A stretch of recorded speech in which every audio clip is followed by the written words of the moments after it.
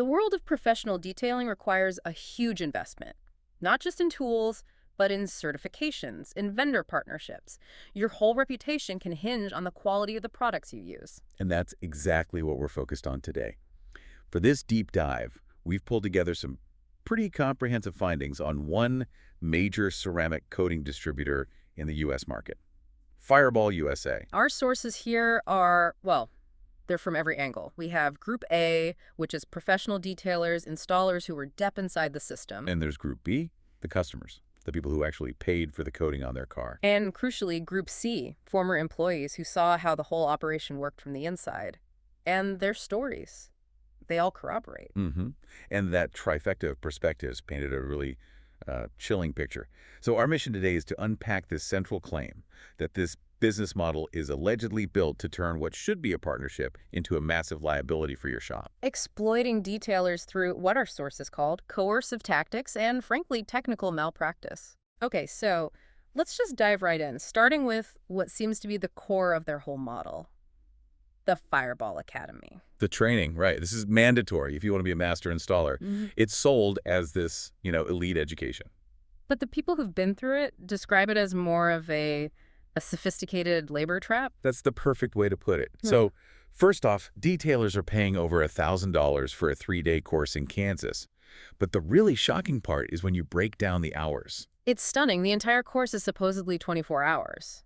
But our sources indicate that only about 3 of those hours, that's just 12.5%, is actual classroom learning. Theory, product chemistry, marketing, actual instruction. And the rest of the time, the other 18 hours. That's the balance. Roughly 75% of the course is spent doing full hands-on detailing jobs. Okay, but these aren't just practice hoods or junker cars, right? No, not at all. These are real customer cars. And they're being detailed for a completely separate business called Auto Appearance, which just so happens to be owned by the same CEO. Wait, let me get this straight. So I, the trainee, pay you $1,000 to be there. Then you turn around and bill a real customer, what, $2,000, $3,000, maybe $4,000 for the coating job that the paying trainee just performed. Wow. That's the double dip strategy. The company gets the tuition from the student and the service fee from the car owner.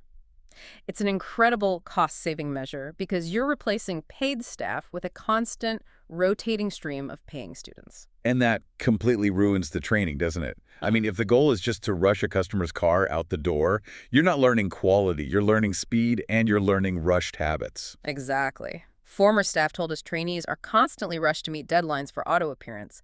The chance for any real deep learning is just gone. And then, to add insult to injury, they film it all. Right. Fireball's media team records these sessions for their marketing. They use your image, your hard work, to sell more training seats to your competitors. And we heard they even edit the videos to remove the names of the independent shops the detailers own. They basically erase your identity to create a corporate ad. You're not a partner, you're a content asset. Which brings us to how that rushed training leads to actual physical mistakes that can damage a car and damage your reputation.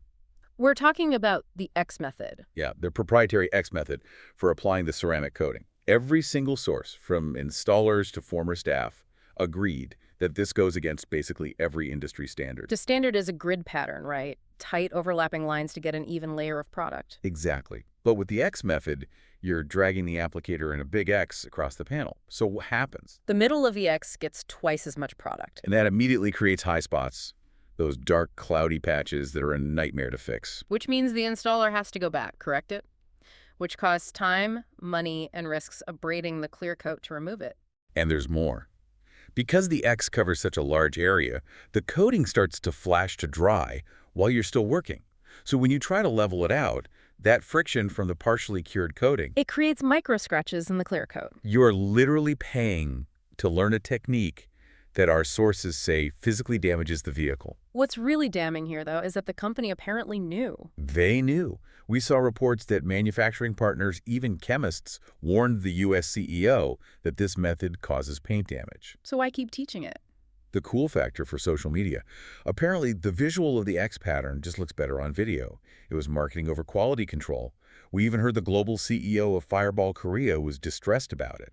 This lack of transparency, it seems to go right to the product claims themselves, specifically around hardness. Oh yeah, the 9H or 10H claim. This is a really critical point because the company seems to encourage confusion around this. They absolutely do. The H refers to the pencil hardness scale.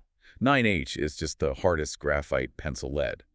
But they market it in a way that makes you think of the Mohs scale of mineral hardness. And on the Mohs scale, a 9 is a sapphire, a completely different measurement of durability.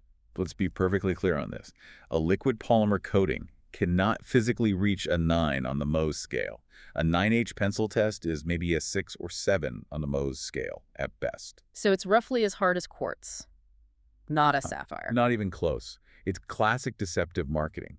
You take a Mhm. low-stakes industrial test and let people confuse it with a high-stakes geological scale to imply protection that just isn't there. And this risk is compounded by product inconsistency. We heard the Korean manufacturing is run on an ad hoc basis. What does that mean for an installer? Ad hoc means no strict quality control. It means the formula, the viscosity, it can all change from one batch to the next.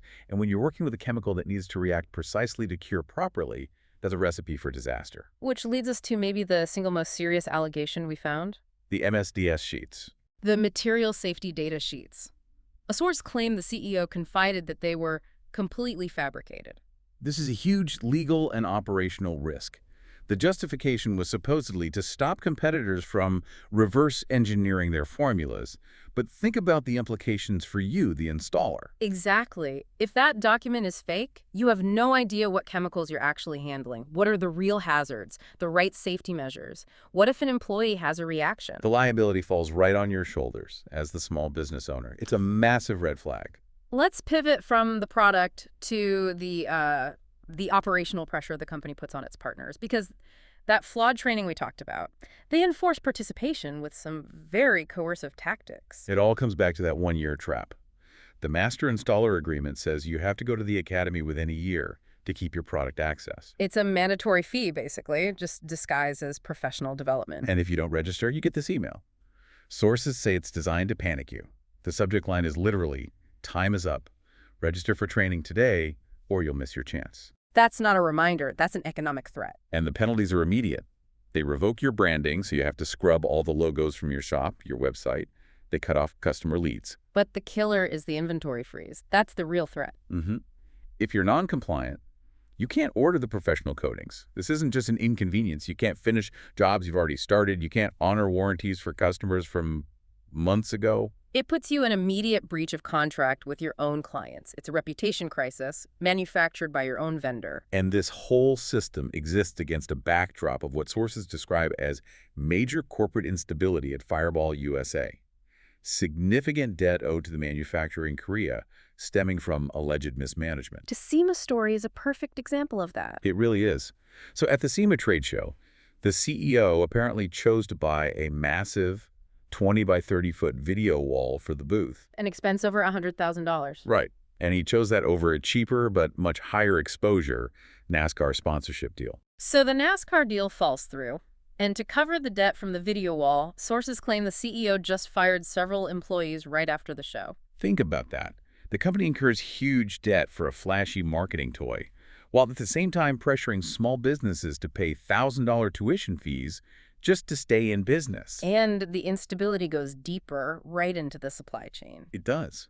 The CEO's wife reportedly runs the warehouse, so the entire logistics operation depends on one person's availability. Which led to these black box shutdowns. That's what former staff call them. The CEO would just shut down the office and warehouse for up to 3 weeks at a time, with no warning. So if you're an installer relying on that inventory, your shop just comes to a dead stop. You can't finish jobs, you can't order product, you just wait for weeks, maybe months. It's a direct, unpredictable threat to your business. And that threat leads us to the final piece of the puzzle, how the company structures its warranty to consolidate revenue and, well, to cannibalize its own partner's client base. The Fireball warranty, described by our sources as a total liability shift that covers, and I'm quoting here, almost absolutely nothing. We heard from installers that no claim has ever been successfully fulfilled. And if you read the fine print, you can see why. It has the redo clause, which explicitly says the installer is solely responsible for the cost and labor of redoing a failed job. Liability deflected. And the conditions to even trigger a potential reimbursement are impossible. You, the installer, have to prove without a shadow of a doubt that the customer washed their car twice a week, using only Fireball products. With documentation to prove it, who does that? No one. So the corporation is perfectly protected from ever having to pay. But the warranty serves another function, a financial one: data harvesting. This is the real kicker. Mm-hmm. To activate the warranty, your customer has to submit their personal info directly to the corporate website, completely bypassing you. And what does Fireball do with that data? Sources allege they use that customer list to market their own maintenance products directly to them, competing with you. They're cutting out the middleman. So you do all the work, you build the relationship, and then your vendor uses your client's data to steal your recurring revenue. And as a final insult, the web assets they provide installers are allegedly designed to do the same thing. They're poorly optimized to redirect local search traffic away from your shop and back to the main corporate website.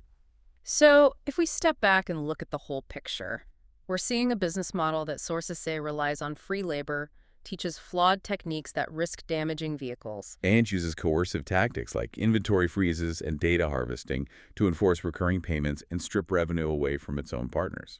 For you, the professional detailer, the calculation here is just profound. The risk to your shop's reputation from using a mandated damaging technique like the X method. Combined with the threat of your supply chain being cut off arbitrarily during a black box shutdown and your client list being used against you, it makes this partnership a fundamentally high-risk agreement. That whole master installer tier, it sounds prestigious, but at the end of the day, it's based on mandatory fees and access that is subjectively controlled by one person.